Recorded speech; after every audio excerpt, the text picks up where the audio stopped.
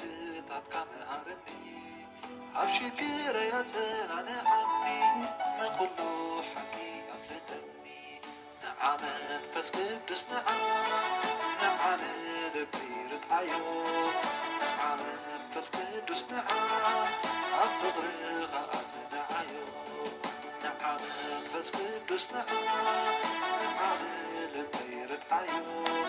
نعمل بس قدس عفض رغاز نعيو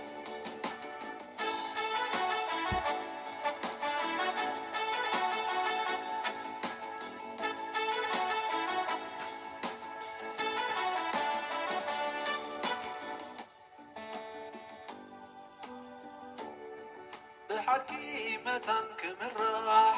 بحاجاتي ونكنساح قصفوك رئيب تتصباح نعم هواتي سراح نعم انفس قدس نعم لبير تعيون نعم انفس قدس عفض رغات نعيون نعم انفس قدس نعم لبير تعيون بس قدس عفض رغات نعيون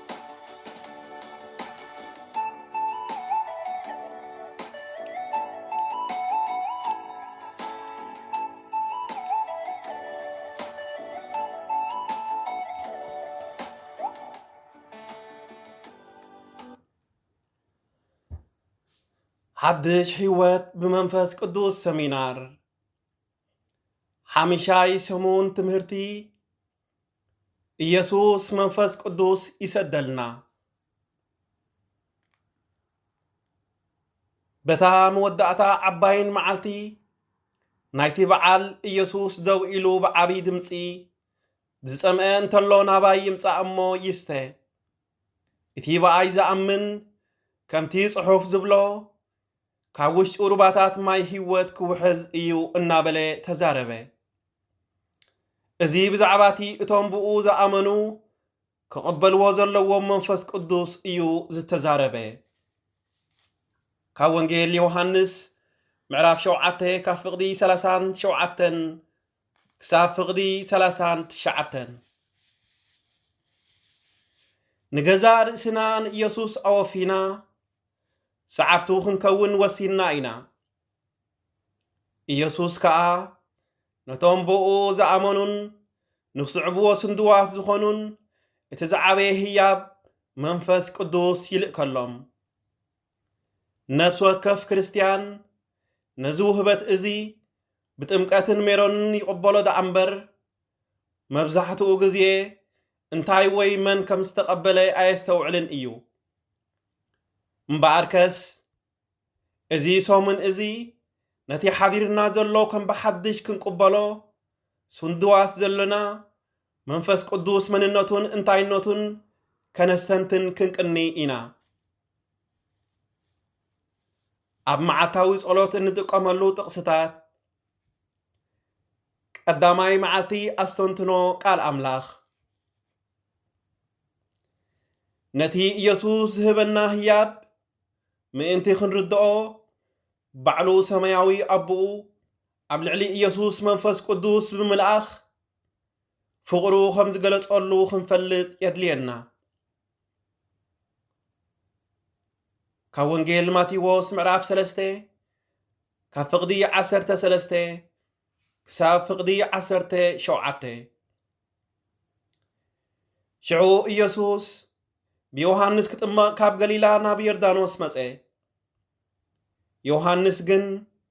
ኣነዳ በኣኻ ክጥመቕ ይግባኣኒ እምበር ንስኻ ዶ ናባይ ትመጽእ ኢሉ ኣበዮ ኢየሱስ ግን ኩሉ ጽድቂ ክንፍጽም ይግባኣና እዩ እሞ ሕጂስ ይኹን ደኣ ሕደግ ኢሉ መለሰሉ ዮሐንስ ከዓ ፈቐደሉ ኢየሱስ ምስ ተጠምቀ ካብ ማይ ወፀ እነሆ ከዓ ሰማያት ተኸፍተ መንፈስ ኣምላኽ ድማ ከም ርግቢ ወሪዱ ኣብ ርእሱ ክቕመጥ ረኣዮ እነሆ ድማ ብኡ ዝሰመርኩ ፍትው ወደይ እዚ እዩ ዝብል ድምፂ ካብ ሰማይ መፀ እዚ ቃል እግዚኣብሔር ኣምላኽ እዩ ቃል እግዚአብሔር አምላኽ ዝተመስገነ ይኹን። كمسكر أو تقعن خبز المعتقر كاب حاجات رحيفك حبس نعا وشت البين قس نعا نفس قدس نعا نعا البير عيو نعا نفس قدس نعا أفضل خاز نعا نعا نفس قدس نعا نعا البير عيو بس قدوس نعا أفضل خاتنا عيون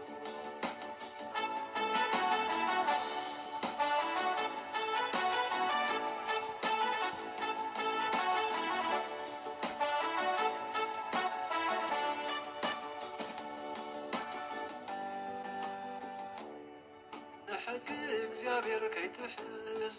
ኣብ ጭቃነ ሓጢአት ክሕብስ ኣብ ሰማይ ብሓጢአት ከይውቅስ ለውጥን መንፈስ በራቕሊጦት ነዓ መንፈስ ቅዱስ ነዓ ነዓ ንልቢ ርዓዮ ነዓ መንፈስ ቅዱስ ነዓ ኣብ ፍቕርኻ ትነዓዮ ነዓ መንፈስ ቅዱስ ነዓ ነዓ ንልቢ ርዓዮ نعا منفس قدوس نعا